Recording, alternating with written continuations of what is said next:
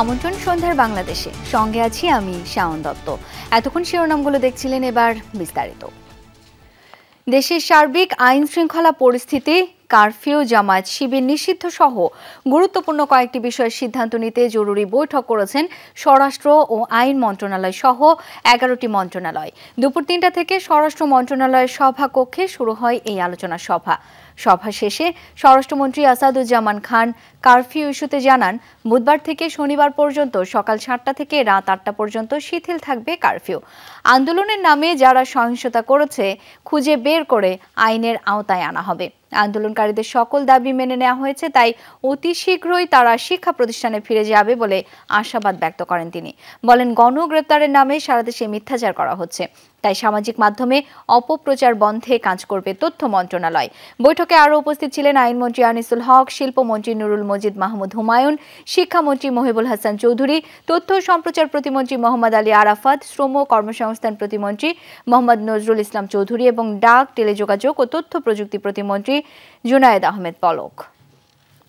আগামী বুধবার হতে শনিবার পর্যন্ত সকাল 7টা হতে রাত 8টা পর্যন্ত সন্ধ্যা আইন কিংবা কারফিউ শিথিল থাকবে। দর্শক, সচিবালয়ের বৈঠক শেষে এখন ব্রিফ করছেন শিক্ষামন্ত্রী। আমরা সরাসরি চলে যাচ্ছি তার বক্তব্যে।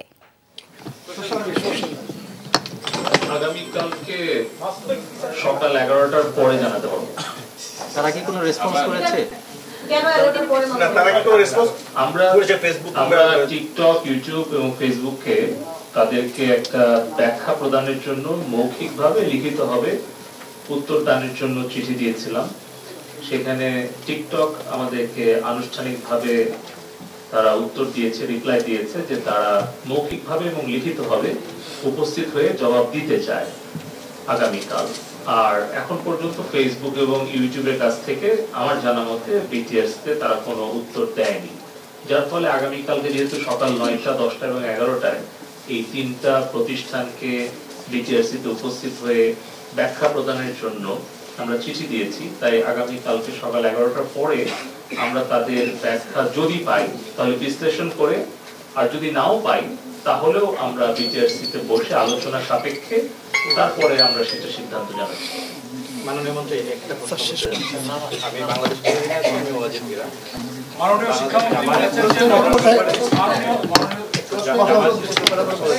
একটা রাজনৈতিক সমস্যা তৈরি হয়েছে যে শিক্ষার্থীরা আন্দোলনে নেই, পেছন থেকে একটি অপশক্তি হয়তো সরকার ঘটানোর আন্দোলনে নেমেছে। আমরা তখন সরাসরি ছিলাম সচিবালয়ে। এর আগে দুপুরে আইনমন্ত্রী আনিসুল হক জানিয়েছেন, আগামীকালের মধ্যে সরকারের নির্বাহী আদেশে নিষিদ্ধ করা হচ্ছে যুদ্ধাপরাধী দল জামায়াত শিবিরকে। দুপুরে সচিবালয়ে সাংবাদিকদের প্রশ্নের জবাবে কথা জানান মন্ত্রী। তিনি জানান, স্বরাষ্ট্রমন্ত্রীর সাথে বৈঠক শেষে নিষিদ্ধ করা নিয়ে আইনগত দিক খতিয়ে দেখা হবে আজকের মধ্যেই। বলেন, জামায়াত শিবিরকে নিষিদ্ধ করলে দেশের আইন শৃঙ্খলা পরিস্থিতির অবনতি হবে না। আইনমন্ত্রী বলেন, আদালত নয় বরং কোনো দলকে নিষিদ্ধ করতে পারে সরকার।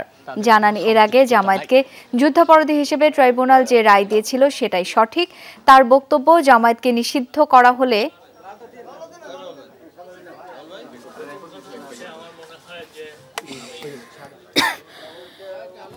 নির্বাহী আদেশ হবে এক, দুই হচ্ছে কোন দল যুদ্ধ অপরাধীদের অপরাধের দায়ে বিচার করা এক কথা।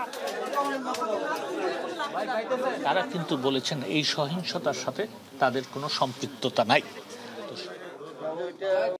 এই দলটাকে যদি আপনার নিষিদ্ধ করা হয় তাহলে আইন শৃঙ্খলা এবং দেশের রাজনীতিরও অনেক উন্নতি হবে। নির্বাহী আদেশে জামায়াত শিবির নিষিদ্ধ হচ্ছে, এটি এখন সময়ের ব্যাপার। সিনিয়র আইনজীবী ও বিশিষ্টজনেরা বলছেন, জামায়াত ও তাদের ছাত্র সংগঠন শিবির নিষিদ্ধ করার আইনি ক্ষমতা আছে সরকারের। তারা বলছেন, জামায়াত নিষিদ্ধ করার দাবি দীর্ঘদিনের, এই সিদ্ধান্ত নিতে অনেক দেরি করা হয়েছে। আলমগীর স্বপনের রিপোর্ট। ৭১-এর মুক্তিযুদ্ধে মানবতাবিরোধী অপরাধের অভিযোগে মৃত্যুদণ্ড হয়েছিল জামায়াত ইসলামের কয়েকজন শীর্ষ নেতার। এর মধ্যে গোলাম আজমের বিচারের রায়ে জামায়াতকে সন্ত্রাসী সংগঠন হিসেবে উল্লেখ করেছিল যুদ্ধাপরাধ ট্রাইব্যুনাল। 2013 সালে উচ্চ আদালতের আরেক রায়ের পর রাজনৈতিক দল হিসেবে নির্বাচন কমিশনের নিবন্ধনও বাতিল হয় দলটির। তবে এর আগে থেকেই জামায়াত ইসলামীকে নিষিদ্ধ করার দাবি ছিল, যদিও এতদিন পর 14 দলের সুপারিশে দলটিকে নির্বাহী আদেশে নিষিদ্ধ করার সিদ্ধান্ত নিয়েছে সরকার। জামাত শিবির নিষিদ্ধ করার জন্য এক্ষেত্রে আইনি ব্যাখ্যায় কি বলছেন সিনিয়র আইনজীবী ও বিশিষ্টজনরা? জনশৃঙ্খলা নৈতিকতার স্বার্থে আইনের দ্বারা আরোপিত যুক্তিসঙ্গত বাধা নিষেধ সাপেক্ষে সমিতি বা সংঘ গঠন করিবার অধিকার প্রত্যেক নাগরিকের থাকিবে। তবে সত্য থাকে যে কোনো ব্যক্তির উক্তরূপ সমিতি বা সংঘ গঠন করিবার কিংবা উহার সদস্য হওয়ার অধিকার থাকিবে না যদি নাগরিকদের মধ্যে ধর্মীয়, সামাজিক এবং সাম্প্রদায়িক সম্প্রীতি বিনষ্ট করিবার উদ্দেশ্যে গঠিত হয়। সরকার চাইলে তো পারেই, অবশ্যই পারে, নির্বাহী আদেশের মাধ্যমে করবে। তো নির্বাহী আদেশ তো আইনের সমতুল্য, তো আইন করে করতেই পারে তারা। বিচারপতি হাবিবুর রহমান যখন বেঁচে ছিলেন তিনি লিখেছিলেন জামাতের যে রাজনীতি এটা আমাদের শরীরে একটা ক্ষতের সমতুল্য, এটা সমাধান হওয়া দরকার। আমি ওটা সমর্থন করে লিখেছিলাম, কিন্তু এই গত বহু বছর এটা নিয়ে তারা খেললেন। যুদ্ধাপরাধের পাশাপাশি জামায়াত ও শিবিরকে নিষিদ্ধ করার বিষয়ে সরকারের অভিযোগ কোটা আন্দোলনকে ঘিরে সহিংসতা ও জঙ্গিবাদী তৎপরতার। এই অবস্থায় রাজনীতিতে কতটা পরিবর্তন আসবে? যে উদ্দেশ্যে তাদেরকে নিষিদ্ধ করা এটা অ্যাচিভ করা যাবে কি না আরও অন্যরকম রূপ নেবে, যাতে কোনো রকমের সিচুয়েশন সৃষ্টি না হয় যে একটা অস্থির পরিস্থিতি সৃষ্টি হয়ে গেল। যদিও জামাত নিবন্ধিত দল নয়, কিন্তু জামাত এখন বেআইনি দল নয়। আপনি যখন বেআইনি করে দেবেন তারা অন্যভাবে, নূতনভাবে, ভিন্ন রূপে তারা আত্মপ্রকাশ করবে, তখন আর আমাদের এদের উপর কোনো নিয়ন্ত্রণ থাকবে না। জামায়াত ও শিবিরকে নিষিদ্ধের সিদ্ধান্তের পরও মৌলবাদী রাজনীতির বীজ বড় রাজনৈতিক দলেও ঢুকেছে বলে অভিযোগ বিশিষ্টজনদের। আলমগীর স্বপন, যমুনা নিউজ, ঢাকা। সাম্প্রতিক সহিংসতার নির্দেশ কোথা থেকে এসেছে, কারা অর্থের যোগান দিচ্ছে কিংবা কাদের সাথে বৈঠক হয়েছে, সব তথ্যই সরকারের হাতে আছে। সকালে আওয়ামী লীগের যৌথ সভায় কথা জানান দলটির সাধারণ সম্পাদক ওবায়দুল কাদের। বলেন, জামায়াত ধর্মের নামে মুখোশধারী সাম্প্রদায়িক অপশক্তি।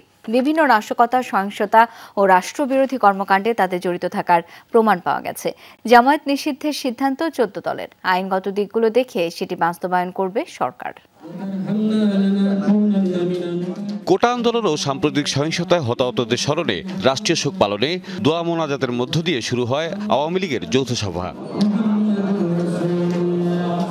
শোকের মাস আগস্টে দলীয় কর্মসূচি ঠিক করতে ঢাকা মহানগর উত্তর দক্ষিণ, ঢাকা জেলা আওয়ামী লীগ এবং সহযোগী সংগঠনের সভাপতি, সাধারণ সম্পাদকদের নিয়ে ছিল এ সভা।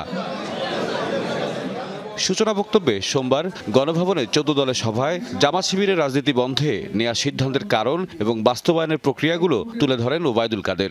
মূলত জামাত ধর্মের মুখোশ পরা সাম্প্রদায়িক অপশক্তি, নানান সময় তাদের দ্বারা প্রকাশ্য গোপনে নানা অপতৎপরতা, নাশকতা, ষড়যন্ত্র, রাষ্ট্রবিরোধী কর্মকাণ্ডে সম্পৃক্ততার প্রমাণ পাওয়া গেছে এবং দেশের জনগণও সেটা অবহিত। সহিংসতার সাথে জড়িতদের নামে কোনো নিরপরাধ মানুষকে যেন গ্রেফতার না করা হয়, সেজন্য সংশ্লিষ্টদের দৃষ্টি আকর্ষণ করেন তিনি। গ্রেফতারের সংখ্যা বাড়াতে গিয়ে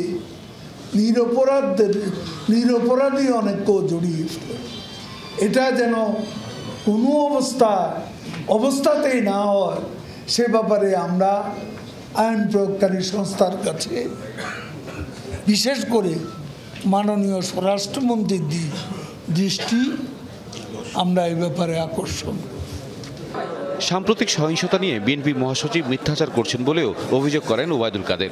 কোথা থেকে নির্দেশ এসেছে, উস্কানি এসেছে, কারা কোথায় কোথায় বৈঠক করেছেন, অর্থ জুগিয়েছে, কোন কৌশলে অর্থ পাঠিয়েছে, সবই আমরা জানি। আওয়ামী লীগ সাধারণ সম্পাদক বলেন, শিক্ষার্থীদের আন্দোলনকে ঢাল হিসেবে ব্যবহার করে সরকার বিরোধীরা যে ষড়যন্ত্র করেছিল তা এখন পুরোপুরি স্পষ্ট। গুজব, আতঙ্ক সৃষ্টিকারীদের বিরুদ্ধে সতর্ক থাকতে হবে। তাওহিদ বিথুন, যমুনা নিউজ, ঢাকা। জামাত নিষিদ্ধ করার সিদ্ধান্তকে সরকারের ইস্যু পরিবর্তনের অপকৌশল বলে মন্তব্য করেছেন বিএনপি মহাসচিব মির্জা ফখরুল ইসলাম আলমগীর। গুলশানের সংবাদ সম্মেলনে মির্জা ফখরুল বলেন, রাজনৈতিক সদিচ্ছা থাকলে শুরুর দুদিনের মধ্যেই এই সংকট সমাধান করা যেত। অভিযোগ করেন, দেশজুড়ে গণগ্রেপ্তার করা হচ্ছে, এরপর রিমান্ডের নামে চলছে অমানবিক নির্যাতন। অবিলম্বে কারফিউ প্রত্যাহার করে সেনাবাহিনীকে ব্যারাকে ফিরিয়ে নেয়ার দাবি জানান তিনি। কোটা সংস্কার আন্দোলন ঘিরে মৃত্যু ও সংঘাত সহিংসতার জন্য সরকারকে দায়ী করেন বিএনপি মহাসচিব। বলেন, ক্ষমতাসীনরা চাইলে আলাপ আলোচনার ভিত্তিতে এই সংকটের সমাধান করতে পারত। এই দায় স্বীকার করে তাদের চলে যাওয়াটাই হচ্ছে সবচেয়ে বেশি আপনার এই সমস্যার সমাধান করবে। রাজনৈতিক সংকট রাজনৈতিকভাবেই শেষ করতে হবে। দে মাস্ট লিভ, এবং তাদেরকে একটা নতুন নির্বাচনের ব্যবস্থা করে নতুন জনগণের প্রতিনিধিদের কাছে ক্ষমতা হস্তান্তর করতে হবে। এ সময় সাংবাদিকদের প্রশ্নের জবাবে জামাত নিষিদ্ধ করার প্রসঙ্গে কথা বলেন বিএনপি মহাসচিব। সরকারের এমন সিদ্ধান্তকে ইস্যু বদলের অপকৌশল বলে মন্তব্য করেন তিনি। সরকার একটার পর একটা ইস্যু তৈরি করে, সেই ইস্যুকে ডাইভার্সনের দিকে নিয়ে যায়। এখন আবার এটাকে তারা ওই একই আরেকটি তাদের একটা প্রজেক্ট। যে আমাদের বক্তব্যে আমরা খুব পরিষ্কার, আমরা বিশ্বাস করি আপনার বহুদলীয় গণতন্ত্রে। আমরা বিশ্বাস করি যে যারা যারা এখানে রাজনীতি করে তাদের অধিকার আছে রাজনীতি করার। জানান, সাম্প্রতিক সংঘাত সহিংসতার তদন্তে জাতিসংঘের সহায়তা থাকলে খুশি হবে বিএনপি। সেনাবাহিনীকে দ্রুত ব্যারাকে ফিরিয়ে নেয়ার দাবি জানান তিনি। আমরা মনে করি এই মুহূর্তে সন্দেহের আপনার তুলে নেওয়া উচিত পুরোপুরিভাবে, এবং সেনাবাহিনীকে ব্যারাকে ফিরিয়ে নিয়ে যাওয়া উচিত। সবাই তো বলে যেটা আওয়ামী লীগের সরকার, আমি তো আওয়ামী লীগ খুঁজে পাই না এখানে। আমি যেটা বারবার আপনাদেরকে এর আগেও বলেছি যে এটা মূলত একটা আপনার এখন পুরোপুরিভাবে একটা অদৃশ্য একটা শক্তি, যে শক্তি এই দেশকে পরিচালনা করার চেষ্টা করছে। ডিবি অফিসে দেয়া সমন্বয়কারীদের বক্তব্য আর খাবারের ঘটনার সমালোচনা করেন বিএনপি মহাসচিব। আবারও বলেন, কোটা সংস্কার আন্দোলনে নৈতিক সমর্থন থাকলেও সাংগঠনিক কোনো তৎপরতা নেই বিএনপির। আওয়ামী লীগের সাধারণ সম্পাদক সাহেব বিএনপি জামাত করছেন, বিএনপি জামাত আক্রমণ করেছে। এই যে আপনার তাদের যে হিসাব, সেই হিসাবের মধ্যে তো আমি বিএনপি জামাতের একজনকেও দেখলাম না। তো যদি আক্রমণ করে থাকে, যে হারে পুলিশ গুলি করেছে, গুলি চালিয়েছে, সেখানে তো আপনার অন্তত একজন, দুজন, তিনজন করে তো বিএনপির লোক পরিচিত থাকতে পারত, তা তো কেউ নেই। শরীফুল ইসলাম খান, যমুনা নিউজ, ঢাকা। এত বড় দুর্যোগেও ওই বাড়িগুলি দাঁড়িয়ে আছে কোন শক্তিতে? সেজন্য প্রয়োজন উচ্চ শক্তির নির্মাণ সামগ্রীর ব্যবহার, যেমন জিপিএইচ কোয়ান্টাম B600DR, বাংলাদেশের উচ্চ শক্তি সম্পন্ন একমাত্র রড। বিক্ষোভকারীদের উপর সরাসরি গুলি না করা এবং কোটা আন্দোলনের সমন্বয়কদের মুক্তি চেয়ে করা রিটের শুনানি আরও এক দফা হবে আগামীকাল বুধবার। আজ দ্বিতীয় দিনের শুনানিতে সহিংসতা ও মৃত্যুর জন্য দুঃখ প্রকাশ করেন হাইকোর্ট। বলেন, এই ঘটনায় তারা লজ্জিত। রাষ্ট্রপক্ষকে আদালত প্রশ্ন করেন, 6 সমন্বয়ক নিরাপত্তার কথা তোলেননি, তাদের ডিবিতে আটকে রাখা হয়েছে কেন? এটা প্রসেস নয় উল্লেখ করে বলা হয়, তাদের হয় গ্রেপ্তার করতে হবে, না হয় ছেড়ে দিতে হবে। শুনানি ঘিরে দুপক্ষের আইনজীবীদের উত্তপ্ত বাক্য বিনিময়ে দফায় দফায় হট্টগোল হয়। আন্দোলনরত বিক্ষোভকারীদের উপর সরাসরি গুলি না করার রিটের দ্বিতীয় দিনের শুনানি ঘিরে বাড়তি আগ্রহ ছিল হাইকোর্টে। কানায় কানায় পূর্ণ পুরো এজলাস। শুনানিতে দফায় দফায় বাকবিতণ্ডা ও হট্টগোল হয়। এতে বেশ কয়েকবার বাধাগ্রস্ত হয় শুনানি। এক পক্ষ অপর পক্ষকে আক্রমণে বারবার হস্তক্ষেপ করতে হয় আদালতকে। এক পর্যায়ে আদালত বলেন, জাতির ক্ষতি হয় এমন কিছু করা যাবে না, মানুষ ও রাষ্ট্রীয় সম্পদ সবই গুরুত্বপূর্ণ। অনেক নোংরা কথা কোর্টের ভিতরে বলা হয়েছে, মাইক অন থাকার পরেও আমাদের কথা শোনা যায়নি, কারণ চারিদিক থেকে তখন বিভিন্ন ধরনের কথাগুলো বলা হচ্ছে, ব্যক্তিগত আক্রমণগুলো করা হচ্ছে। এটা কোর্টে আমরা এই ধরনের কোনো বিশৃঙ্খলা, কোনো কোর্ট কোনোদিন এটা কাম্য নয়। অতিরিক্ত অ্যাটর্নি জেনারেল বলেন, নিজেরা মিলে গণতদন্ত কমিশন গঠন করে তারাই আবার রিট করেছেন। রাজনৈতিক উদ্দেশ্য আছে তাদের।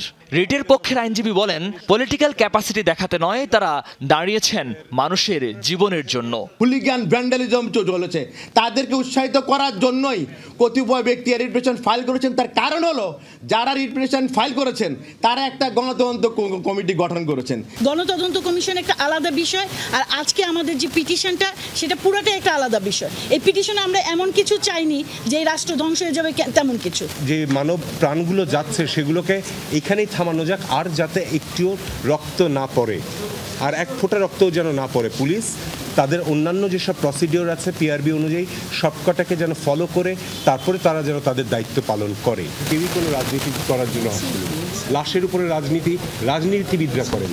আন্দোলনের সময় পুলিশের গুলিতে শিশুদের মৃত্যুর কথা উল্লেখ করেন রিটের পক্ষের আইনজীবী। সে প্রেক্ষিতে ভারপ্রাপ্ত অ্যাটর্নি দাবি করেন, নারায়ণগঞ্জে যে শিশু ছাদে মারা গেছে সেটি তৃতীয় পক্ষের গুলিতে। জানান, শিক্ষার্থীদের আন্দোলনে আওয়ামী লীগের নেতাকর্মীরা লাঠি নিয়ে মাঠে ছিল, পিস্তল নিয়ে নয়। পুলিশ গুলি করেছে এমন কোনো প্রমাণ নেই। গুলি করে থাকলে ছাদে উচ্চ ছাদের থেকে গুলি আসবে, তাহলে তৃতীয় পক্ষ গুলি করেছে। হেলিকপ্টার থেকে স্পেসিফিকভাবে বলা হয়েছে সরকার পক্ষ থেকে কোনো গুলি হয় নাই। এতে গরম পানি দেওয়া হয়েছে। আওয়ামী লীগ ছিল লাঠি নিয়ে, কোনো জায়গায় অস্ত্র ছিল না। শুনানির এক পর্যায়ে আদালত বলেন, সংবিধান ও আইনে সব বিষয় লেখা আছে, কিন্তু কেউই সাংবিধানিক দায়িত্ব পালন করছে না। পুলিশ কি আচরণ করবে তা পরিষ্কার বলা আছে সিআরপিসিতে। তারপরও তারা হেফাজতে রাখে কোন ইখতিয়ারে? বাচ্চারা তো ডাক দিয়েছে রাস্তায় নামার, এদেরকে তো আবার গুলি করবে, আমরা কি কিছু করতে পারি না?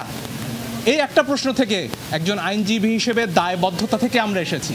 আধা ঘন্টার মধ্যে পিটিশন ড্রাফট করে আমরা বলেছি যেভাবে পারে যে পারে যেন এই গুলিটা থামানোর চেষ্টা করা হয়। আমরা আমাদের সন্তানদের রক্ষা করার জন্য এসেছি, কারো বাপের প্রয়োজনে আমরা এখানে আসিনি। মিডিয়া কভারেজের জন্য রিট করা হয়েছে। শুনানিতে এমনটা বললেন আরেক অতিরিক্ত অ্যাটর্নি শেখ মোহাম্মদ মোর্শেদ। মহিউদ্দিন মধু, যমুনা নিউজ, ঢাকা। কোটা সংস্কার আন্দোলনের সুষ্ঠু ও মানসম্মত তদন্ত নিশ্চিতের লক্ষ্যে বিচার বিভাগীয় তদন্ত কমিটির জন্য বিদেশি প্রযুক্তিগত সহায়তা নেওয়া হবে বলে জানিয়েছেন প্রধানমন্ত্রী শেখ হাসিনা। সকালে গণভবনে প্রধানমন্ত্রী শেখ হাসিনার সঙ্গে সৌজন্য সাক্ষাৎ করেন বাংলাদেশে নিযুক্ত জার্মানির রাষ্ট্রদূত আখিম ট্রস্টার। সে সময় তিনি বলেন, বিচার বিভাগীয় তদন্ত কমিটির জন্য বিদেশি প্রযুক্তিগত সহায়তা নেওয়া হবে যাতে এটি যথাযথ এবং উচ্চ মানসম্পন্ন হয়। এই তদন্তে সহায়তা নেয়ার বিষয়ে বাংলাদেশ এরই মধ্যে জাতিসংঘের সঙ্গে যোগাযোগ করেছে। বৈঠকের শুরুতে জার্মান রাষ্ট্রদূত সাম্প্রতিক সহিংসতায় প্রাণহানির ঘটনায় বাংলাদেশ যে রাষ্ট্রীয় শোক পালন করছে তার সঙ্গে একাত্মতা প্রকাশ করেন। প্রধানমন্ত্রীর কাছে শোক ও সমবেদনা জানান। সবই আছে আগের মতো, নেই কেবল প্রাণভোমরা। কোটা সংস্কার আন্দোলন ঘিরে নিহত শিশু কিশোরের পরিবারের অবস্থা এখন তাই। তাদের ছাড়া বাবা মা স্বজনের কাছে ঘর যেন স্মৃতির কারাগার। আকাশ পরিণত হয়েছে বর্ণহীন হাহাকারে, যেখানে নেই কোনো পাখির কলতান, স্বপ্নের হাতছানি। গগনবিদারী কান্নায় সবার জিজ্ঞাসা, কেন? কি অপরাধ ছিল? কেন তছনছ হলো সাজানো ফুলবাগান? সহকর্মী আখলাকুস সাফার প্রতিবেদন।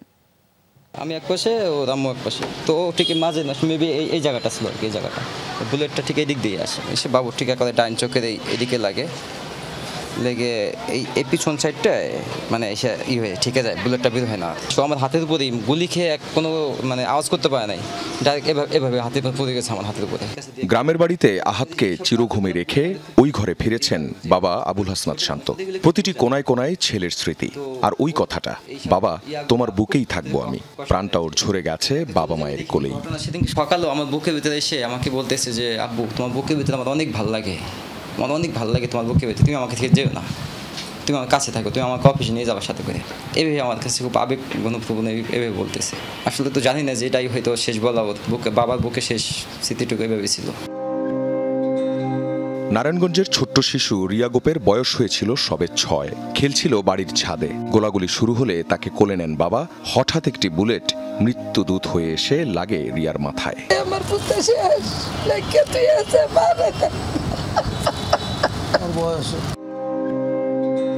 বাবার সাথে খামারে কাজ করত 13 বছরের মোবারক। দুধ বিক্রি করত বাসায় বাসায়। বড় আগ্রহ ছিল খেলাধুলায়। 19 জুলাই মিছিল দেখতে গিয়ে নিভে গেছে তার জীবন প্রদীপ। শুক্রবার দিন নাকি ওর মারে কইছে, মা আমার নেম প্লেট আইব। ও ছেলেটা খেলাধুলা করতো, নেম প্লেট আইব। নেম প্লেট তো বোঝে না ওর মায়। নেম প্লেট আইলো, আমার ছেলের ডেথ সার্টিফিকেট আর মেডিকেলের সার্টিফিকেট আর আজিমপুর গোরস্থানের সার্টিফিকেট স্যার। আল্লাহ সার্টিফিকেট আইছে, আমার বলার নেম প্লেট আইছে। টিয়ার শেলের ধোঁয়া ঘরে আসছিল, তা ঠেকাতে জানালা বন্ধ করতে যায় 11 বছরের সামির। তখনই একটি গুলি এসে বিদ্ধ করে তাকে। ঘরেই মৃত্যুর কোলে ঢলে পড়ে 5ম শ্রেণী পড়ুয়া শিশুটি। 20 জুলাই বিকেল টিয়ার শেলের গ্যাসে রাজধানীর চিটাগাং রোড এলাকা ধোঁয়াচ্ছন্ন। খোঁজ পাওয়া যাচ্ছিল না 10 বছরের হোসাইনের। রাতে ঢাকা মেডিকেলে লাশের স্তূপের নিচে পাওয়া যায় তার মরদেহ। 18 জুলাই নরসিংদীতে গুলিবিদ্ধ হয়ে প্রাণ যায় 14 বছরের তাহমিদের। 9ম শ্রেণীতে পড়ত সে। 16 বছরের নাইমা উত্তরার বাসার বারান্দায় উদ্বিগ্ন মায়ের সাথে দাঁড়িয়ে দেখছিল কি হচ্ছে বাইরে। কিছু বুঝে ওঠার আগেই গুলি এসে লাগে তার গায়ে। সাথে সাথেই মৃত্যুর কোলে ঢলে পড়ে 10ম শ্রেণীর ছাত্রী নাইমা। যাত্রাবাড়ি এলাকায় রাস্তায় পড়ে থাকা আহত একজনকে হাসপাতালে নিয়ে যাচ্ছিল 16 বছরের ইফাত। হুট করে গুলি লাগে বুকের বাঁ পাশে। চলে যায় ইফাতের প্রাণটাও। 20 জুলাই বিকেলে এমনিভাবে সাভার এলাকায় প্রাণ যায় 14 বছর বয়সী সাদ মাহমুদের। কৌতূহলবশত সড়কে নেমেছিল সে। একটু ফুটবল খেলতে পছন্দ করত। তখন আমি ওরে বলছি যে ভাই তুই কোথাও যাইস না, আমি আইসা তোরে বোট কেনার টাকা দিব, তুই কোথাও যাবি না। আমি ফিরে আইসা আমি আমার ভাইটাকে আর পাই নাই ভাই। আমার ভাইকে আমি পাইলাম লাস্ট আপনার গ্রিন লাইফ হাসপাতালের আইসিইউর বেডে ভাই। আমি আর আমার ভাইটাকে ফিরে পাই নাই ভাই। সহিংসতায় গুলিবিদ্ধ আর প্রাণ যাওয়াদের বেশিরভাগই শিশু, কিশোর আর তরুণ। এক অসীম শূন্যতায় পরিবারগুলো।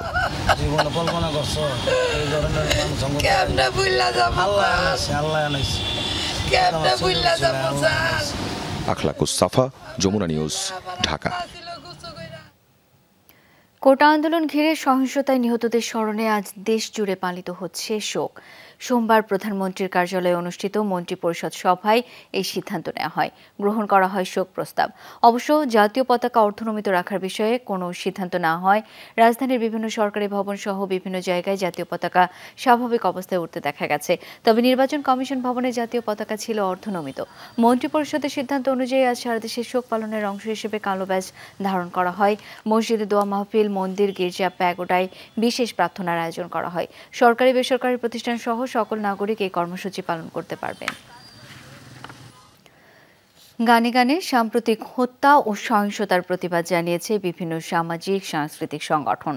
ছাত্র জনতা হত্যার প্রতিবাদে ছিল প্রতিবাদী গানের মিছিল কর্মসূচি।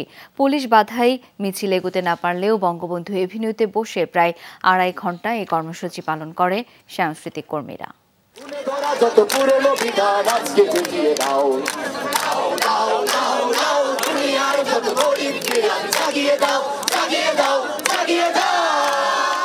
শহীদ নূর হোসেন চত্বর পেরিয়ে বঙ্গবন্ধু অ্যাভিনিউর মুখে প্রতিবাদী সামাজিক সাংস্কৃতিক সংগঠনের অবস্থান।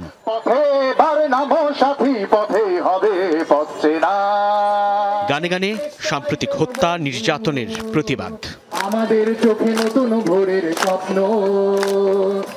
গলায় গলা মেলানো, রাজপথেই রংতুলি আঁচড়ে শিল্পীর প্রতিক্রিয়া, কবিকণ্ঠে আবৃত্তিতে তুলে ধরা সহিংস দিনের স্মৃতি এবং বিচারের দাবি।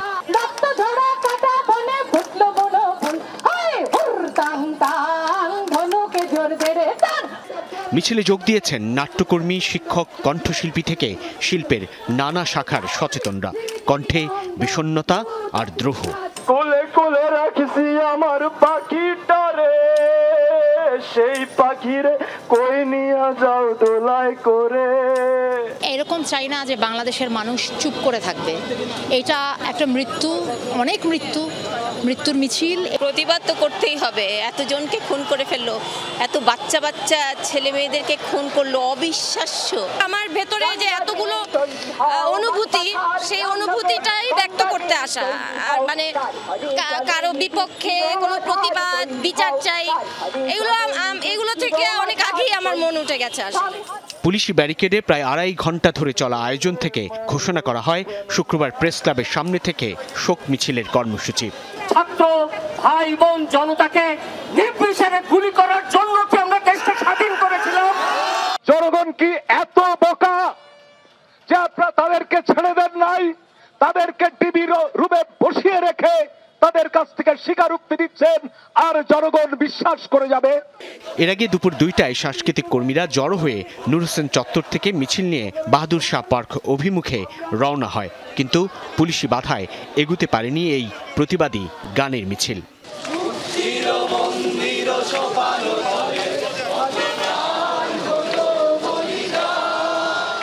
সাইফুদ্দিন রবিন, যমুনা নিউজ, ঢাকা।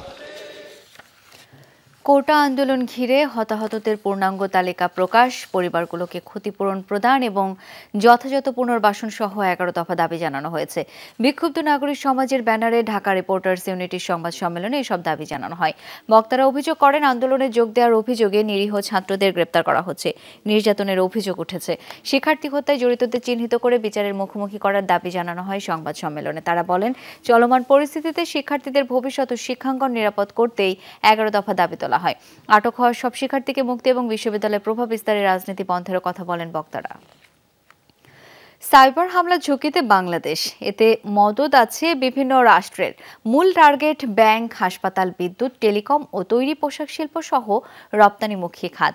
ভিপিএন ব্যবহারে এই ঝুঁকি বেড়েছে, এসব তথ্য জানিয়েছেন আইসিটি প্রতিমন্ত্রী। মিথ্যা কন্টেন্ট নিয়ে বিভিন্ন সামাজিক যোগাযোগ মাধ্যমকে জবাব দিতে বলা হয়েছিল। এর মধ্যে সাড়া দিয়েছে টিকটক। আগামীকালের মধ্যে ফেসবুক ও ইউটিউবকে ব্যাখ্যা দিতে বলা হয়েছে। সকালে কম্পিউটার কাউন্সিলে সাইবার নিরাপত্তা বিষয়ে জরুরি সভায় বসেন আইসিটি প্রতিমন্ত্রী জুনায়েদ আহমেদ পলক। উপস্থিত ছিলেন বিটিআরসি সহ বিভিন্ন মন্ত্রণালয়ের সাইবার নিরাপত্তা বিশেষজ্ঞরা। সকালে কম্পিউটার কাউন্সিলে সাইবার নিরাপত্তা বিষয়ে জরুরি সভায় বসেন আইসিটি প্রতিমন্ত্রী জুনায়েদ আহমেদ পলক। উপস্থিত ছিলেন বিটিআরসি সহ বিভিন্ন মন্ত্রণালয়ের সাইবার নিরাপত্তা বিশেষজ্ঞরা।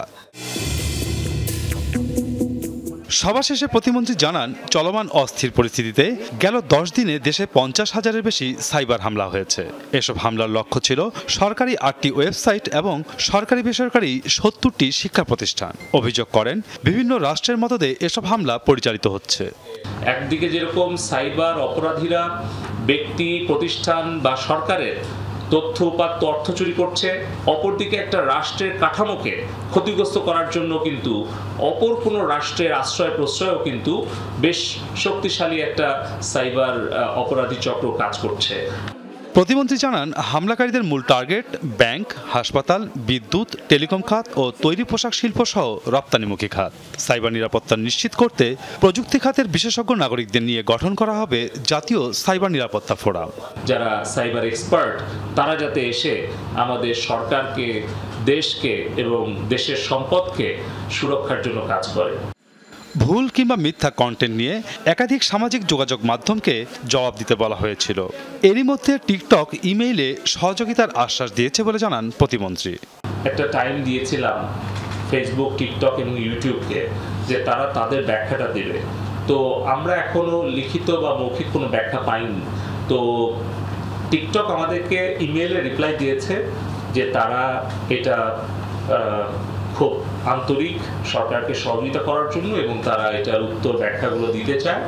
ব্রিফিংয়ে জানানো হয়, ইন্টারনেট বন্ধের ফলে গত কয়েকদিনে ফ্রিল্যান্সারদের ক্ষতি পুষিয়ে দিতে আলাদা প্রণোদনার সুপারিশ করবে আইসিটি মন্ত্রণালয়। মাসুদুজ্জামান রবিন, যমুনা নিউজ, ঢাকা।